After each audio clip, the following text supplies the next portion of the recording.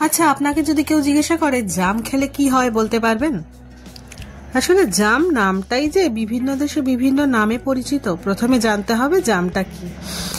এটাকে কেউ বলে মালাবার প্লাম, কেউ বলে কালা জামুন, কেউ বলে ব্ল্যাক প্লাম, কেউ বলে নাভাল, কেউ বলে জামেলি। তো এই ফলটি জুন জুলাই মাসে মেনলি পাওয়া যায়। তো জামে কিন্তু জানেন কি কি উপকারিতা, সেগুলো নিয়ে কথা বলবো। যার যদি না জেনে থাকেন তাহলে আজকে আমার এই ভিডিওটা দেখার পর নিশ্চয়ই সবাইকে বলতে পারবেন। জামে প্রচুর পরিমাণে আয়রন থাকে, আর আয়রন থাকার ফলে রক্তের হিমোগ্লোবিন বাড়ায়। যাদের রক্তাল্পতায় ভুগছেন তারা কিন্তু জাম খেতেই পারেন।